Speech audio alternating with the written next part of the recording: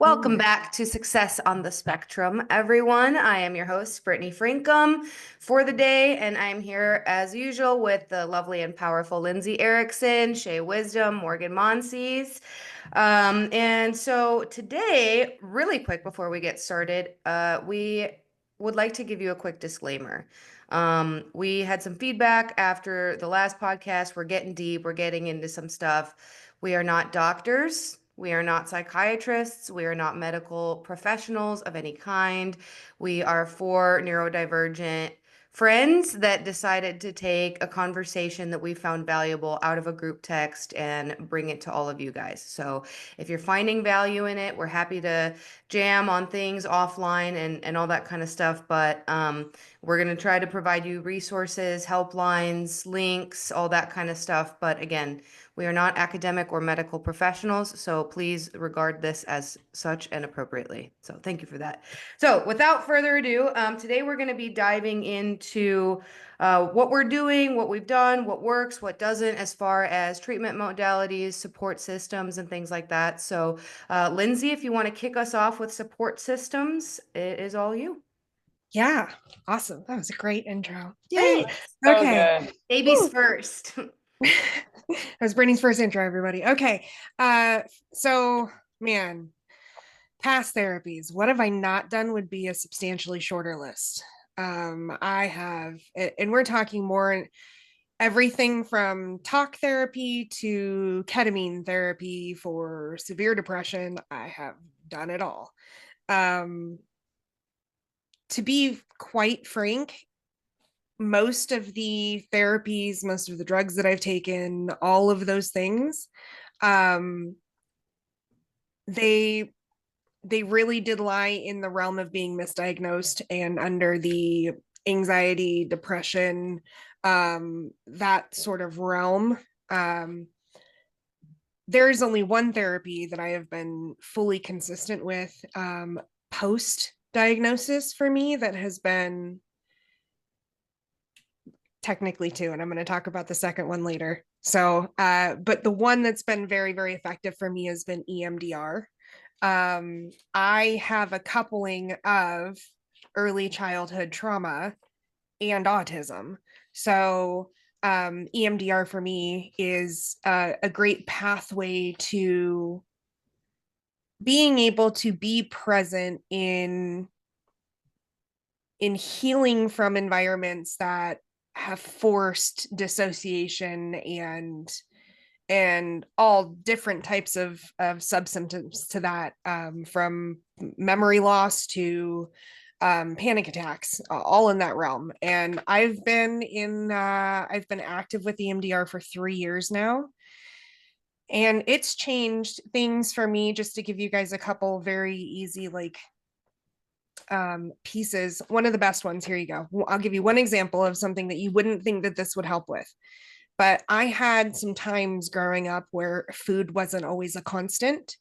And as an adult, as a mother, and as a professional, as a successful woman, even when I had some large stacks of money in the bank account, if I opened my fridge and it was not full, I would instantly panic about finances and have to go check my bank account. Like, it was an instantaneous thing that I had. It was like an obsessive issue. And that was actually one of the first things that we fixed, was my trauma and my emotional connection to food and lack thereof.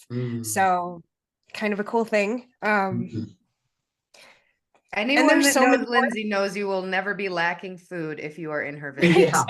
That's so true. Shout out to the EMDR for healing all of us through your food. Yes, so true. Thank you. Yeah, and I'm thinking about it now. I might start a string of my own personal content on the things that I have healed in that form of therapy. But that's my go-to that I will leave everybody with, is like, if you suffer from either of those two things, look into some EMDR for sure. And Lyndsay, just to clarify too, for listeners or people who are not familiar, what does EMDR stand for? And I guess just briefly, like, what does the modality look like with your therapist? Okay, so this is it comes down to it's like eye movement, and I always get the letters wrong. Um but for me, the way that it works for me is I get to tap in. I tap. So I it's actually what they do is they couple you with memory regression and physical stimulation, and the way that they cross network these things in the pathway of the therapy creates new neural pathways in your brain for a safe environment of re-experiencing these things. Mm. So you get to rewire, actually biologically rewire your connection to either these uh, tics or triggers or traumas or any of the things, tisms. All it can be used in any of those realms. But for me, it's the being able to. Okay, it all comes down to the fact that trauma is stored in the body. Yeah. And being able to actively reassess and dismiss those reactionary processes, both chemically, emotionally, and otherwise. Cool. And how So when you my see something like an empty fridge, that used to go in a pathway that caused panic, and now that you've rerouted that, it's like, oh, I need eggs. No big deal. All good. Is it like that? Exactly. So- It's the panic's not there anymore. I mean, I've healed so much from that I now have a fridge that's AI assisted that will actually keep track of my groceries, and I haven't checked it once. Yeah, So that's so cool. that's It But I just wanted to say it stands for eye movement desensitization desensitization and reprocessing. reprocessing. how my It's kind of therapist- like almost like NLP, but for stored emotional trauma. how my Interesting. therapist puts it for somebody that maybe doesn't want to use the big words is your body is like a container, and your container is now full, and you can no longer make room for new emotions if your container is full. Mm. So the EDMR helps you get rid of some of those stored traumas or stored emotions to make room for new ones in the container. So when I start to feel very overwhelmed and like maybe my self-medicating, which I know we're going to get into later in the episode, becomes more of an issue, is when I know I no longer have any more room for any more emotions, whether it's like support for other people or even myself. That's when I know I need to lean into really therapy. You know what I mean? Absolutely. Turning to therapy. But the container thing made more sense to me because I'm like, what do you mean? My body's a container. Okay, that makes more sense. Well, You can't and pour from an also- empty cup, but you can't add to a full one either. And while it does work very well for trauma, when you think about the synaptic pruning thing, and then being able to rewire your neurons in your neural network, it actually does work very well for a lot of the social and physical trauma that neurodivergents tend to experience throughout their life. The 20,000 negative comments with ADHD, so it becomes this almost like a broad stroke of both of the things for me. That's mine. Cool. Yeah. So on that, who would like to go next? Shay, want to jump into some therapies for us? Okay. Yeah. So when we were prepping for this, we kind of talked about discussing things that didn't work for us and things that in therapies that do or did. And one of the therapies that I've been in I was in talk therapy from about 8 years old on and off until probably about 21 years old. Trauma started very early on in my life, and my parents didn't really know how to help. And so into talk therapy we went. And I started thinking about, why did talk therapy not ever work? Not that it didn't ever work for me, but it just didn't really do much for me. And so I was looking into that, and talk therapy for people with ADHD, they can find it really to be pretty ineffective because it's already difficult for us to concentrate on a conversation anyway. And so it ends up becoming pretty boring. And also having to keep track of our own thoughts without interrupting our therapist or vice versa. And it can just end up being like this kind of a clusterfuck, to be honest, or very boring. And there can also be a lack of a reward system, and which is truly what the ADHD brain is constantly going after, are rewards. But, you know, in talk therapy, it can be difficult to find rewards because neurodivergent people tend to have accelerated pattern recognition, which means they usually know what's wrong. They know how to fix it. It's just the execution part that they're struggling with. And so in talk therapy sessions for people who are neurodivergent, it's not really an enlightening experience. We're like, yeah, I already knew that. You know what I mean? So something that I found that really, really was an amazing experience for me was psychosomatic therapy. And I saw this amazing woman in Kansas City for about 2 years before I moved to Texas, and she wasn't licensed in Texas. So I haven't seen her since, but I don't even know if this is legal, but I have emailed her like once a year. I'll email her and just tell her I'm doing okay. And, you know, I don't really know if you're supposed to do that, but I do, because I just have so much love for this woman. But basically what it was is she, right when I would get into the room, and we would sit across from each other, and I would first start out by looking around the room, observing things while she tapped into my body. And so at this point now, she can feel what I'm feeling and help me walk through what it means. So one of the most mind-blowing sessions that I remember, so I would be sitting on the couch, she was sitting across from me, and in between us was a coffee table that was solid wood. So she cannot see my feet. And I was also wearing tennis shoes. Okay. So she cannot see my toes curling and things like that. And we started talking about an unpleasant event from my childhood, and my toes were curled tight, you know, and she was like, do you feel how your toes are curling right now? And I was like, holy crap, how does she know that that's what's happening?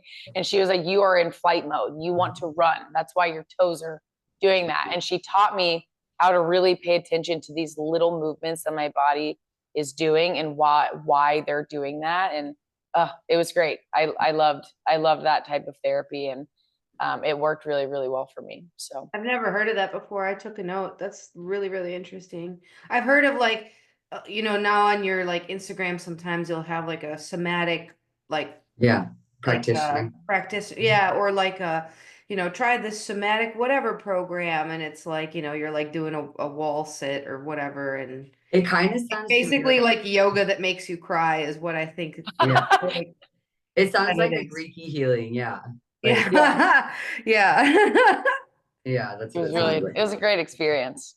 So. I'm gonna look into that too. Yeah, that sounds really great. Brittany, you want to share your therapist, ma'am? Yeah, I have not been in therapy since I was a teenager, and it was family therapy, and my parents took me because I didn't behave the way that I was supposed to. So I have not been in therapy since. My modality has essentially, and quick note, I am not advocating that you shouldn't do therapy. I'm actively seeking professional assistance. Okay. My issue is that, like Shay said, like I already know a lot of these things because my modality has essentially been like really brutal and introspective personal development. Yeah. Like 2019, I lost my dad, and when I finally got my bearings, I just dove so far into like the realm of like personal development, and like I don't know if I was doing what you would really call meditation, but I basically like locked myself in my house. All I did was go to work and work out. And aside from that, I didn't talk to anyone. I didn't hang out.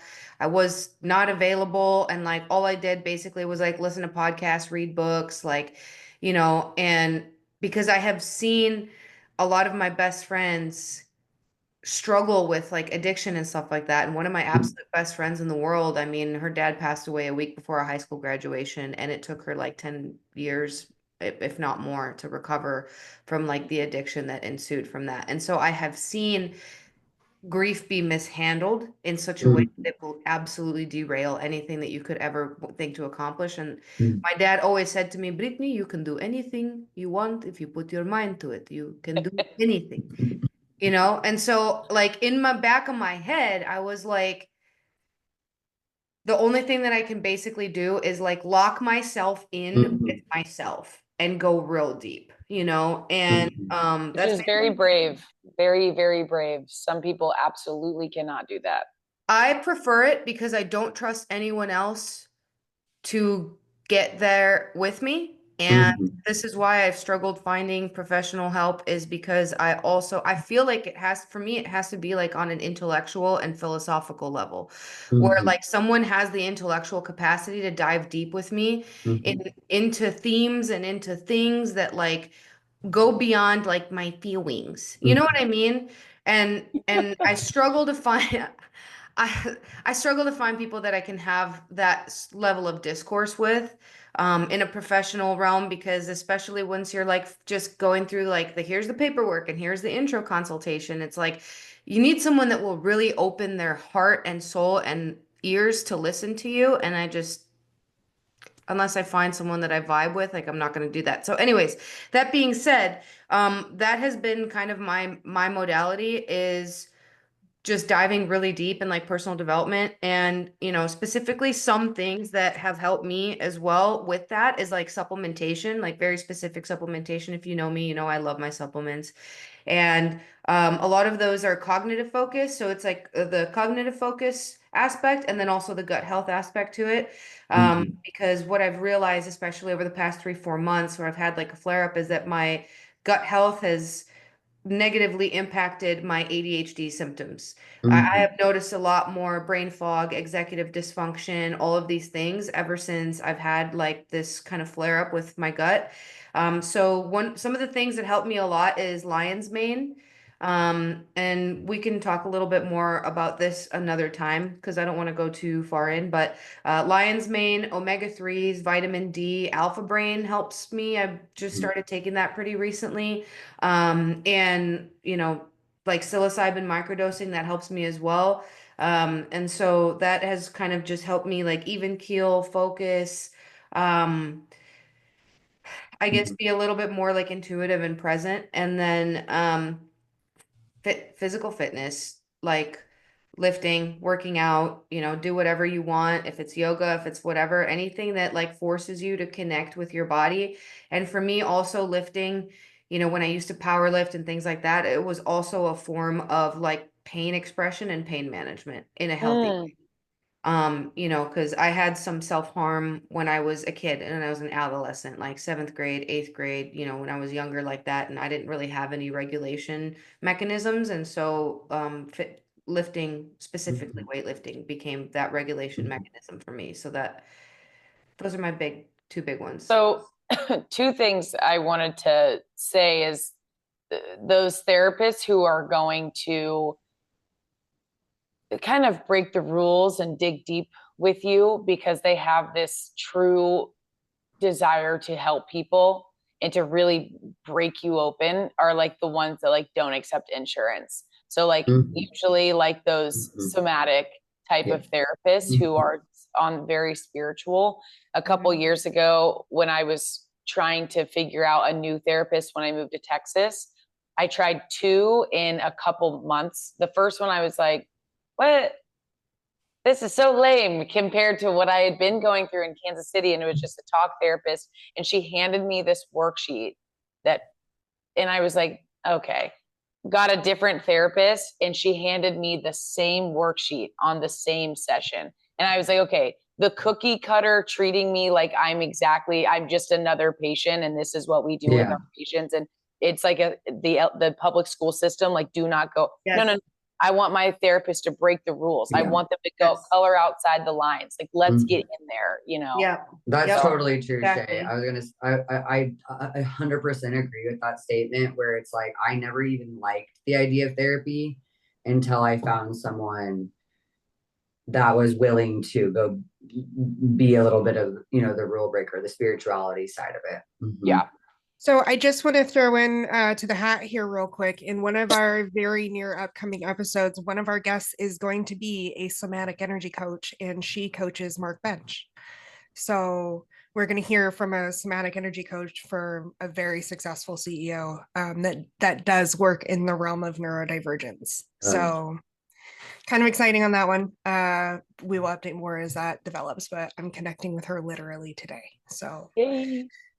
yes. Thank you, Shay. Oh, and did you say there were two things? I'm sorry. Did I just cut No, you that's off? it. I I'm the looped it all worst at together. Okay. All right, fantastic. Morgan, let's talk about your therapies, man.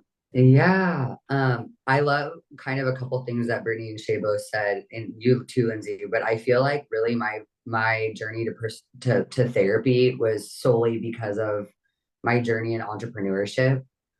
I really don't think I ever locked in and really spent time with myself like I did when I first started in door to door, Brittany, like where you're like only going to the gym, only going to work. But also too, like that wasn't enough for me. So at a certain point, I had to have like a real conversation with myself of like, okay, I need a therapist. And at that point, my mentor was like, I have this therapist. You should start going and seeing him, because I couldn't even make it through a day without crying or like having some sort of like mental breakdown. And he's like, your container's full.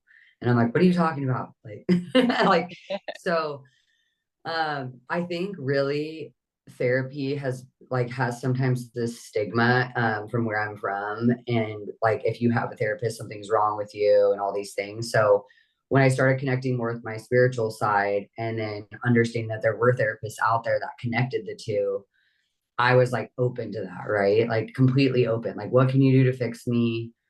We went down the trail of EDMR as well. I had seen a therapist a couple of times before that and had the same experience, Shay, but it was like, I don't even know if I count that, because this guy, you could just feel like you walk into the room, you can feel the energy, the difference in like just the way the room looks. It's not like a doctor's office. Like Yeah. there's so many things that were different. And I was like, what is this place? And he was wearing like shiny, I can't say his name, but he was wearing like Vegas shiny gold pants. And I was like, only in Vegas would I go to like a spiritual therapist. And he's wearing like, he's like, I'm going to a Golden Knights game tonight. So I'm like, oh, so you don't always wear these gold pants? But like really for me, it's like you want to learn, what why am I the way that I am? And like, are there things I don't remember and that I've tucked away in these super dark, deep spots that I have not like really like faced, and then now they're like coming all back up, and being able to address them and like figuring out ways to like have those coping mechanisms and knowing like how to manage when my container is full. I think just is a cool way to like promote a recovery without maybe always turning to like a symptom treater every time, like a pill or whatever, a masking medication or whatever. So I think therapy helps prevent self-medication, which I know we'll get into. So I think that's a good transition. But I really do think that therapy has helped me. When I'm overly self-medicating, it's because I'm not leaning into therapy as much. And maybe I need a couple more sessions that month, or like when you first start going, you're going a lot more often, right? And then you kind of wean yourself off as often, and maybe you're only going, once a quarter, or once a month, or every other week, or whatever it is. But I know when I need to lean in more to the certain healthy things. But I think it does help with the self-medicating for sure. And on that note, thank you. Because you make a fantastic point. So we're going to play a little game right now, everybody together, viewers and us alike. In this segment of is it just me, or are you self-medicating? So I'm gonna begin this by saying we all know that there's some very negative sides to self-medicating that have to do with, unprescripted drug use and alcohol consumption. And I think everybody on this call has had their battle with two or more of those things over the years. And if you are struggling or have struggled with anything of that nature, we are putting together a list of resources for everybody where you can hop onto a page and find somebody to get you some help if you need it. But today, we're going to talk about how you might be self-medicating and not even realize it. So, everybody on the call, everybody watching the call, raise your hand if this applies to you. If you tell She's yourself pulling you're all of just our pants down right now. What? I said Lindsay's about to pull all of our pants down. Everybody raise your hand. I'm exposing everybody to the world. Yeah. Got it. I was like, what the fuck does that mean? Pants off, Lindsay. Okay. If you tell yourself you're just a coffee person, but your bloodstream is 90% caffeine, you might be self-medicating. This counts too. Oops. Shay, are you double fisting right now? Triple. We'll have to Take go out back to water. gut health at Hold on, some She's hold point. on. She's like, I don't know why my gut health is so bad. Well, I'm just- wait. This one's on the Listen. list too. We'll get to it. If you have 3 different drinks at all times, one for hydration, one for energy, and one for just for the dopamine boost, you might be self-medicating.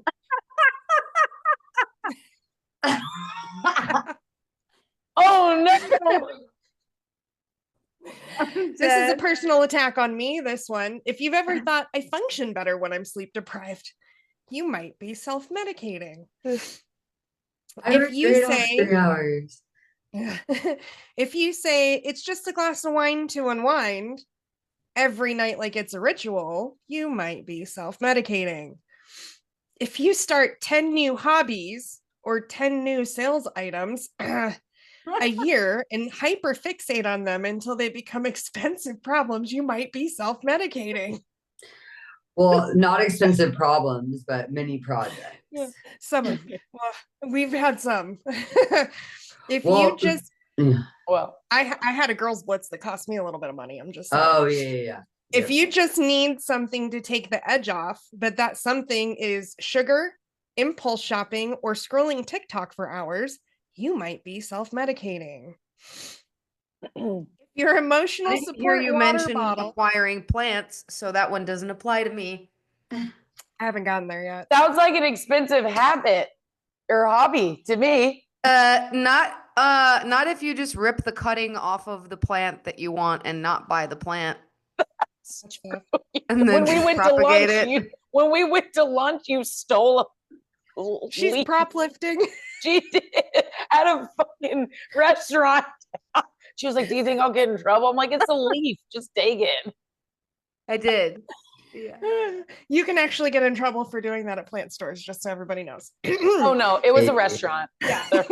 We tipped well. We did. We always do. If your emotional support water bottle is more of an emotional support system because hydration is your only coping strategy, you might be self-medicating. All right. I don't appreciate that one. Uh-huh.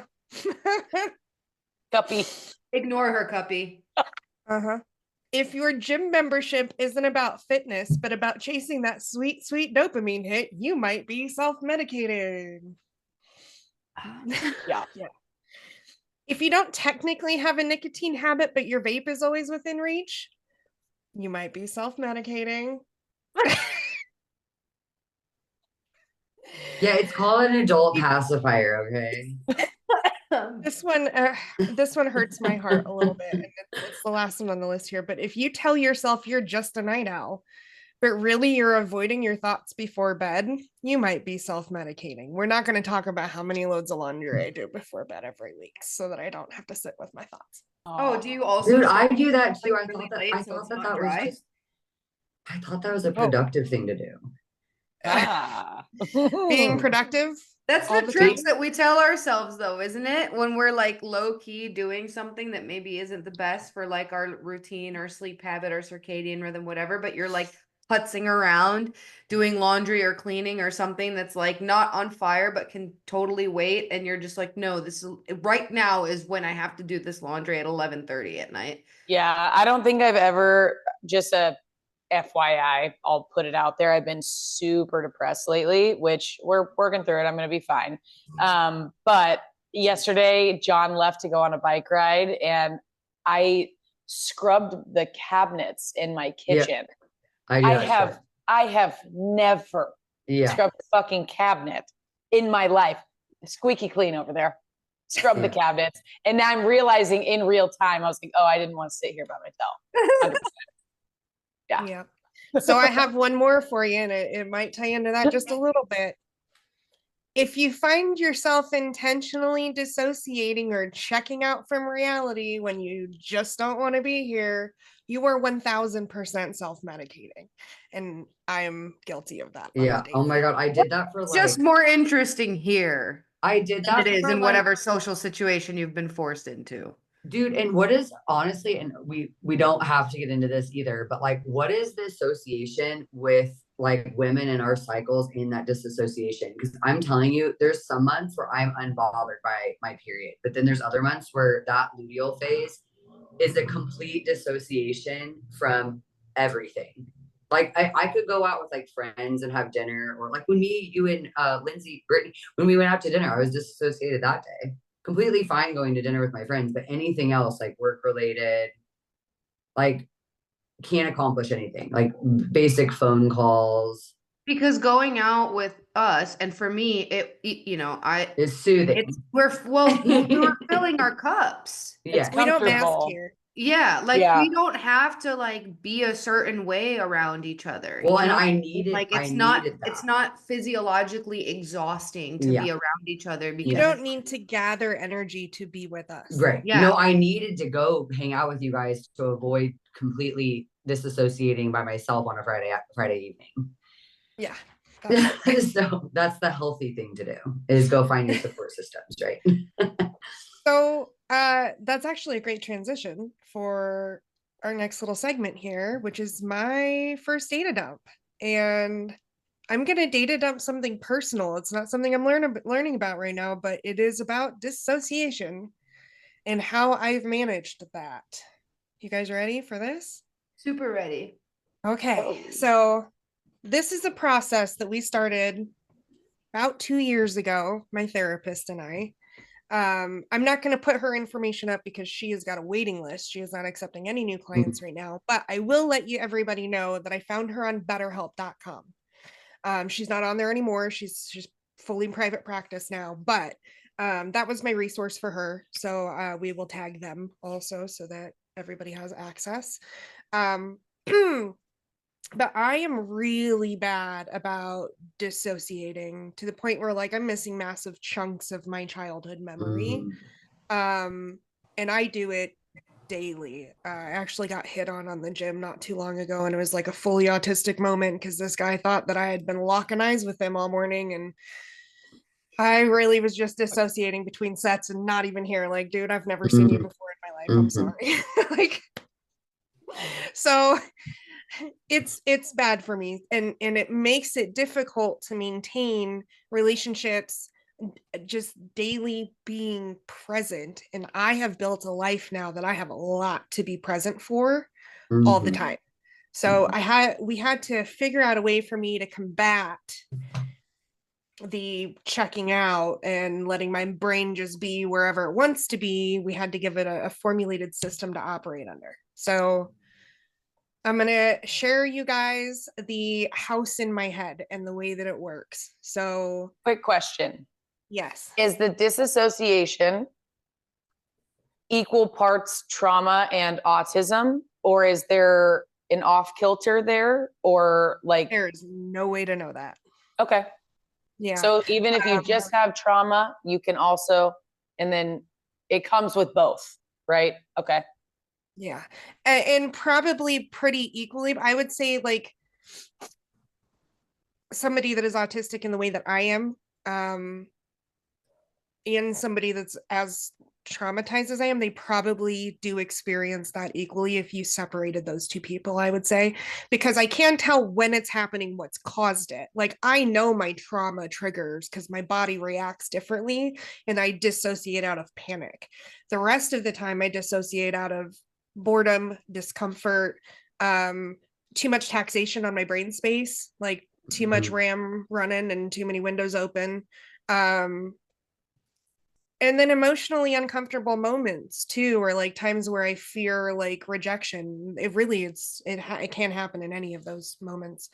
So we built a way for me to escape, but manage the escape. So there's a house in my head, and it was formulated originally after like the house that my more pleasant childhood memories come from. And that was the base layout, and there's different rooms and hallways, and the house now has built. It's actually almost a mansion at this point, because every time that I have a new place where I need to be present in my life, I build a room for it. So I've got a room for kids sporting events because I'm a mom, and I've got a room for, household tasks that need to be done. And I have a room for each company that I work with and each brand that I represent in social media and all of these things. So as I'm going throughout my day, there's a little Lyndsay in my head that is walking from room to room. And as I'm done with this task, I close the door and go to another room. And it gives my brain the ability to check out of that and into the next thing, because one of the things that autistic people really struggle with is transitions. So it gives me the ability to create transitional space that is safe for me in my head. And the changes that I've seen since I've done this are drastic. Like I've been able to stay way more on point in getting my task list knocked out effectively. My memory for smaller moments has improved. My relationships have drastically improved, because when I show up to my kid's ballpark game, I'm there. Like I am there and I am focused, and he gets 100% of mom. So it's improved my life drastically, like around the board. But one of the things that we realized about a year and a half into this process is that we had not created a space to manage my emotional states. Because a lot of the times in an autistic brain, you can fully separate the two.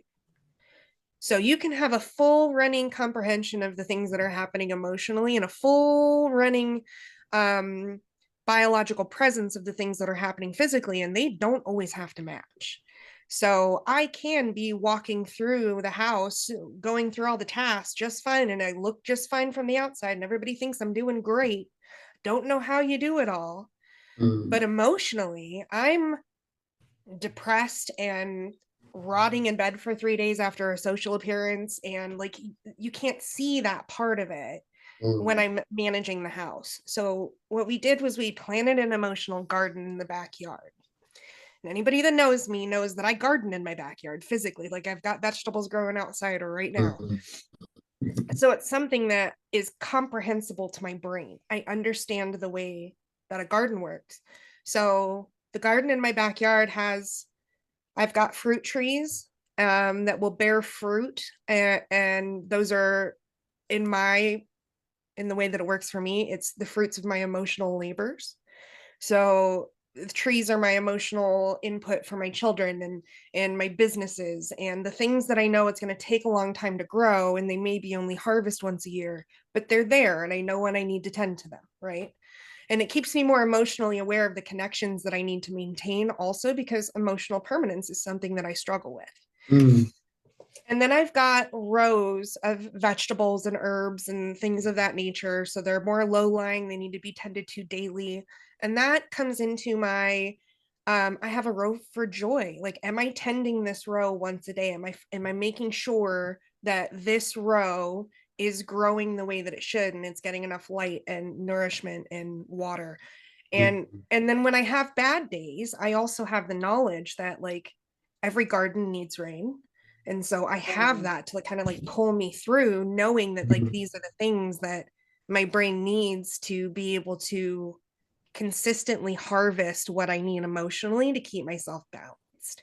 So that's my system. And I work inside that system every day. And it happens so naturally for me now that unless I stop to explain it to somebody, I don't even really think about it anymore. It's a presence that I know that I need to maintain.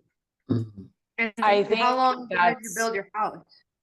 Yeah. Sorry. How What? long ago did you build your house? It's been 2 years since I started, but like I added a room last week, so it's a I constant was thing. just about to say, like, are you comfortable changing and rearranging? I'm constantly like that house is it's at some point I think I will actually get on and create an auto like a CAD design of what that house looks like now, Yeah. because I can walk it in my sleep. Like I've got a full blueprint in my brain of where everything is at, where it belongs, and yeah, which rooms need the light bulb changed, which smoke detectors beeping. That's so beautiful in the way that it's customized and it's digestible and you can see it. I think like something that I've been comparing like my thoughts and my overwhelm to for years. I mean, I'm talking like back in high school, I was thinking, is this big ass pile of laundry. It's always this big pile of laundry. I get very overwhelmed by laundry. And so the thought of instead having that be a walkthrough of a custom built home that is my mind. And then like your place of peace is a gardening, which you love. Like I am obsessed that you and your therapist, I think, came up with that. Like such a unique, such a prime example of a therapist going against the grain, look, taking what you need specifically. This is what I do with my client, Lyndsay. And it's so like outside of the lines and it works so well for you. Kudos. I love And it. she's my EMDR therapist. Like that's her specialty is EMDR.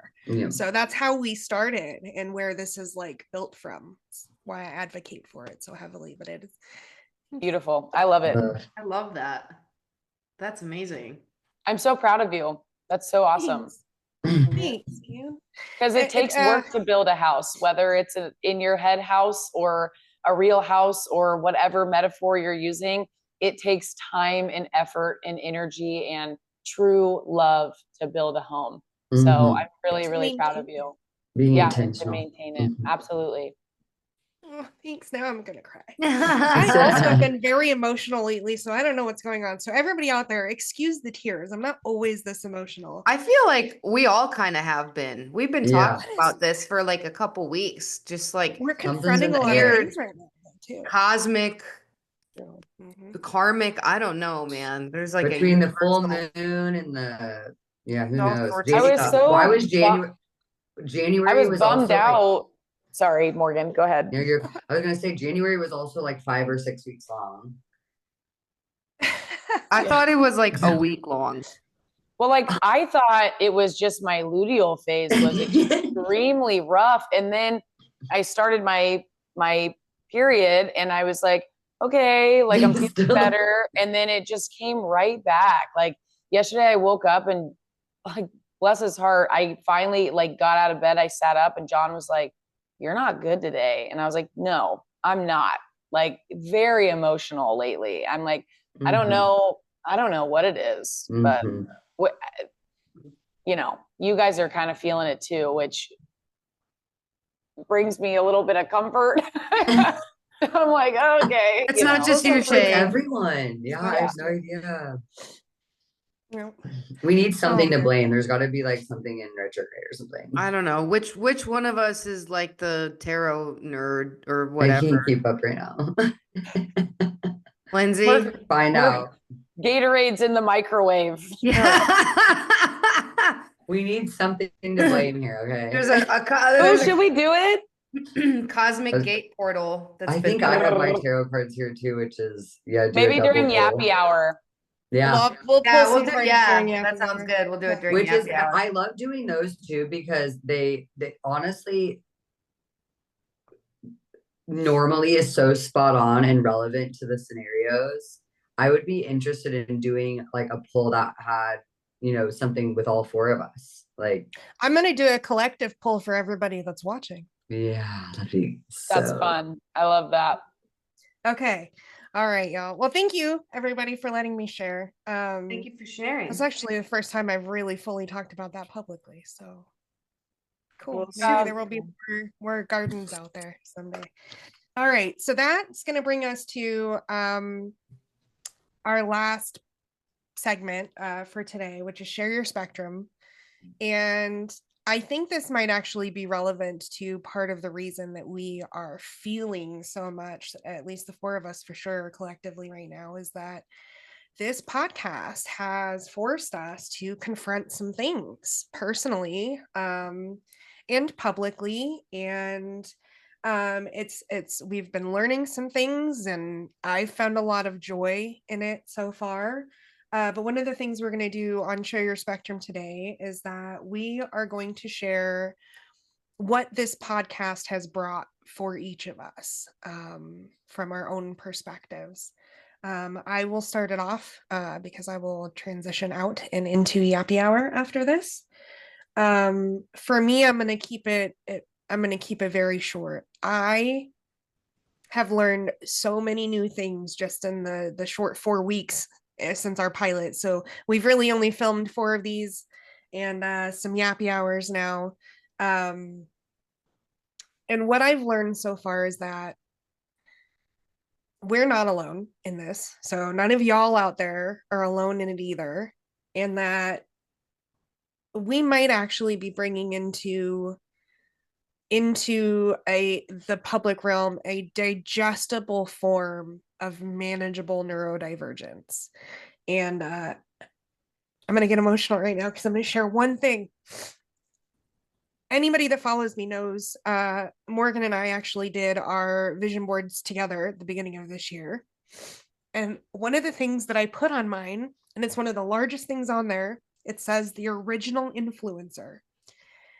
And I did not realize it until night before last when I was thinking about this segment, is that what I meant by that is that I wanted to bring back into the social media realm authenticity and transparency and an arena to show up exactly how we are, to support other people to show up exactly how they are.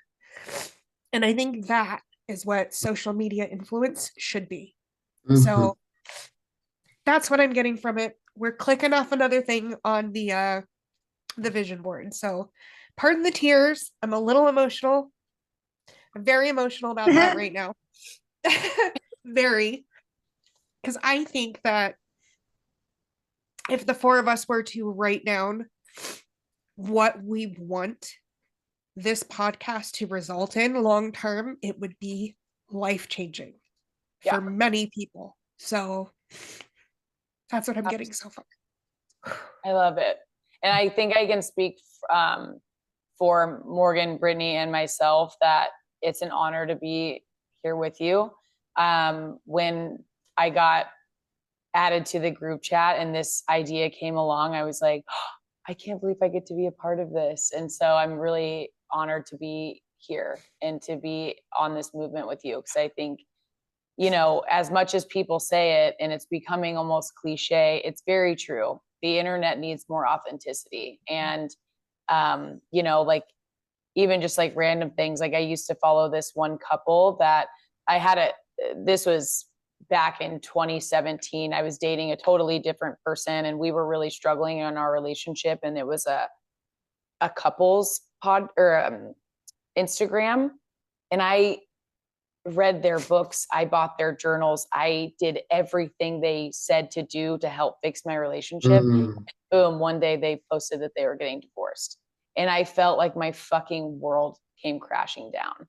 You know, there is not enough real and raw, show us what's going on behind the scenes. And so like, I'm so grateful that we're on here and we're like, we're not like, we have quirky neurodivergence. It's just like so funny and cute. We're showing that it can really suck sometimes, but also trying to be like a support system. But anyway, I guess I'll go next, but what I've really gotten out of this is that I realized that I left a lot of me in, you know, elementary, middle school, and high school. I left little Shays in the past.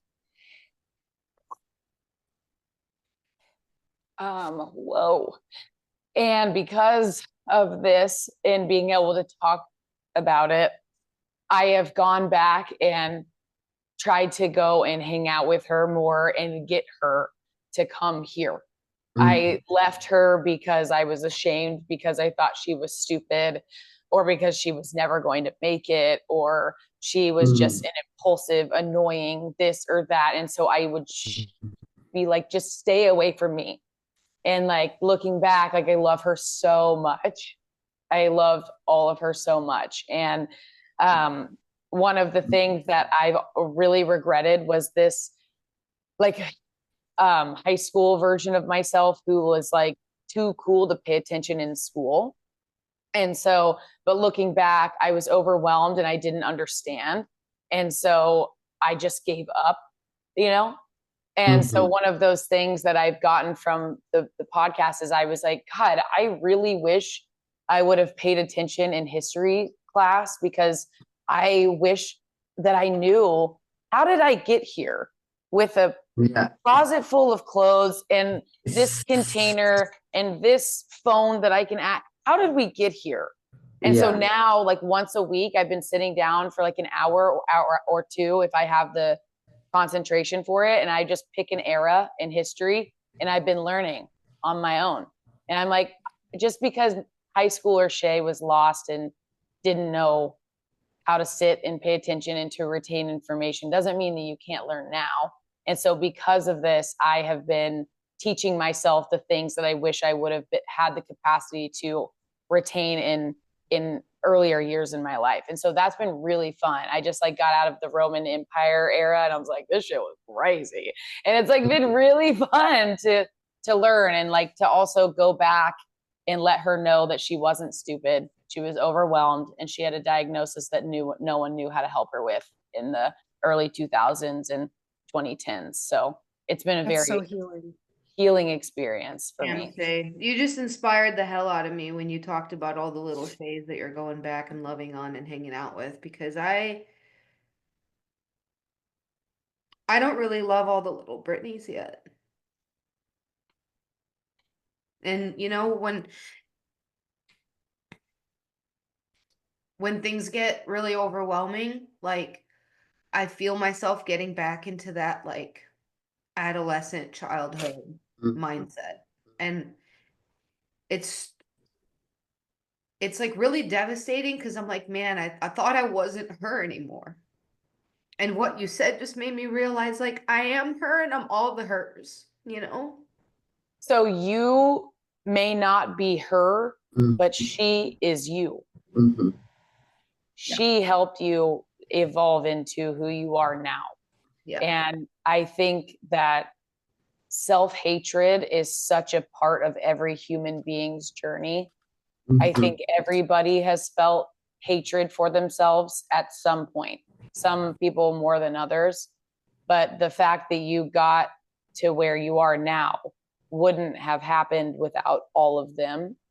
And going back and just loving the versions of you that created the you that's sitting here with us right now, it takes a lot of pain and acceptance and work to love them, but you are totally capable of doing that. I don't love all the versions of myself yet, but I'm grateful for them. And like, you know, if you think back even to like teenage, or, you know, when you were like overweight in elementary school, she didn't know any better. She was a little kid. Wouldn't you just want to hug her and love her, you know? And like sometimes I take it away from myself and I'll just look at a little kid on the sidewalk or on a walk or whatever. And I'm like, that precious little thing deserves nothing but to have joy and safety and love, you know? So it's okay if you haven't done that. You have time, you know, and it takes a lot of work, and you can do it. And you, from my perspective, the version of you that I know are so easy to love. Oh my God, you are so easy to love. And I wouldn't know this friend whom I love so much and respect so much if she hadn't gone through all the versions of you that I didn't know before, you know? Thank you for saying that, Shay. Yeah. I'm done crying. I That's know. enough, ma'am. All right, well then it's your turn to share then. Okay. Anyways, so I feel like one of the biggest things that this podcast has done for me is aside from bringing a lot of awareness, it's given me a lot of like motivation to return back to systems, habits, and disciplines that I know were really effective in me feeling my best. And I feel like I haven't had all of those systems really tightly in place since like maybe late 2022, early 2023. And, obviously, like self development is always a journey, and the routines and the habits and the disciplines that you build in order to become not just successful, but also like intrinsically fulfilled and just like feeling on top of it, you know, like time blocking or even the time that you wake up, like all of these little things, journaling, gratitude, like just daily disciplines that I think over the past year and a half, I've been very, very, very lackadaisical with because it has been a crazy year and a half with a lot of different changes and a lot of awesome stuff. What's that? I said bless you to Shay. She sneezed. I'm Oh, sorry. Gesundheit. I can't help it. I muted myself. I thought no one would notice. No, I Sorry. thought you were just reaching for drink number 4. I didn't know. God bless you. But yeah, it's given me like a lot of motivation to be like, okay, like I know what's worked. I know what the disparity is between what I'm doing and what I should be doing, and it's time to close the gap. Whereas like I feel like I was just like tired and unmotivated in a lot of ways to do that because I was so overwhelmed. Yeah. So that's been really big. The other thing too it's led to a lot of like informed and intentional conversations with my husband that probably are very overwhelming for him because he's like, where is this coming from? But it's like, I just learned this about myself, or I just paid attention to this about myself, or I just figured this out about my brain. And it's like my job to share that in the best way that I know how, because it's like that's the goal in any relationship or any marriage is like I want to spend the rest of my life getting to know him as deeply as I possibly can. So my responsibility is to allow him to understand and learn me as deeply as I possibly can allow him to. And it's forced me to increase how much and how deeply I think because I've been on a very like kind of surface level attention span, business, Yep. moving, this, that, where it's like that's not really that's not your higher consciousness talking, So it's kind of forced me to like kind of return back to like, all right, let's think with this eye, you know? Yes. Um, yeah, and I've been feeling a lot more creative. Like I've been writing more. I've been reading a lot of different things. I've been like going down rabbit holes of like research. And also I must say, shout out to my friend Sandra Haro for providing me with resources to acquire like full text peer-reviewed journal and scholarly articles and research. So shout out to Sandra. I don't think she listens to this, but shout out to her anyway.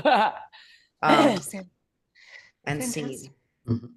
I think so many entrepreneurs, I've talked to many actually that had this experience, and give me like 20 seconds, I promise ittle be really fast, who have been like, wow, I'm so successful. I've realized from this podcast that I actually don't talk the most out of my friends. I used to think I did, but this podcast proves otherwise. In structured settings. Yeah. But it's so many entrepreneurs that I've talked to have been like, oh my God, I reached all my goals and I did all these things, but I fucking feel like shit. What were the things that I was doing before that got me here? And they forget. And then they have to remember, just like you went through and I've gone through, we've all gone through, and you're like, oh my God, how have I not been in the gym in 2 months? Oh my God, did I just eat cheesecake for breakfast? That is not what I used to be doing. You know what I mean? And you like get those reminders to get you back to where you were. And then on the other layer to that is like so many entrepreneurs, they reach their goals and they find these things and they disconnect from themselves in order to do that. And you're like, wait a second, I have all this money. I have this, I reached these goals. I did these things, but this isn't the meaning of life. The meaning of life is a journey towards love and loving yourself, and understanding the purpose of life is so much deeper than success and money. I love that you said that, because I think that the purpose and the reason and the meaning is love, and all the other little things that we do along the way is to teach us how to love better. Yeah. Yeah. And how to damage others less. Mm. Morgan, ma'am, what have you gotten from this podcast so far, my dear? Well, I think for me, it's just, it really is just like talking about things in the open. I think all of us do a good job of that, but being able to just talk to people that we have the same, like show the vulnerability. Cause I think a lot of times like we're like taught not to. But I think that like where I have the most milestones is like, especially like with the people I work with, is like sharing the vulnerability of like where I am, or I'm even like going out later today with this girl. Actually, speak of the devil, I'll have to talk to Shay about her later, but it reminds me so much of myself when I first started, and she just needs money. She needs a way to make money, right? And just the emotional state that she's in right now, with very little resources, and like just knowing how to meet her where she's at without judgment, or like it's nice to like be able to have this kind of digestible version and then take it to like apply to the real world, you know? So I hope everybody's like getting something productive out of this too, because it's like everybody goes through it and has like, you know, self-medicates and has these like reactionary situations that might make them angry or upset or whatever, emotional. But I think it's truly like more awakening for me, like being able to take it and like apply it in like real life settings, like whether it's with my friends or my family or my relationship. So that's what I'm getting out of it the most. I love that. I love that. And then I doing don't Paying it amazing, forward is the whole sweeties. point. Oh, sorry, what? I just said, we're doing amazing, sweeties. I was going to say paying it forward is the whole point. It's the yeah. whole point to all of it. So and you get, I mean, it's, yeah, you being able to do that directly and in the moment makes so much sense for who you are, Morgan. It really does. I love that. Yeah, it's hard for me too. I don't think people realize too, because like real life example, what's going on with my house right now, and everyone being like, oh yeah, you're just handling it with so much patience. I'm like, this isn't how I want to handle it. Like, this isn't how I want to handle any of it. Like, but I know it's not productive to handle it the other way. So it's like, it really is like kind of like this, it's cool to watch yourself also from an outside perspective, for the people around you the closest, being like, oh, that was not the normal even like my close Sam and like my friends notice, like the ones that have been with me for 10 plus years, they're like, wow, you are less reactionary. But I will give a lot of props to door to door, and I think we all can attest to that, because door to door, dude, that in itself is a personal development therapy course, like way more valuable than college. It's exposure therapy. It exposes you to who you are, because you are put in a position to be no one other than. Yeah, and then you basically get forced at a certain point to do the therapies and to do the inner work, because if you don't, you won't be successful at the job. Mm-hmm. So That's what, like, they always used to say that too, is like basically door to door sales is a personal development course with a commission structure. Yeah, I never knew what they meant in the beginning. I'm like, literally, what are you talking about? Give me my polo shirt and like calm down. Well, thank you, Morgan. I love that. And you have to keep us updated on how she's doing moving forward. Speaking of moving forward, we are at a wrap for today's full episode. As per usual, hit that little bell in the bottom. If you got any piece of value, please share us on any social media platform. We're on TikTok, we're on Instagram. Please come find us, follow us, get involved in the conversations. We do have a lot of different content on those platforms.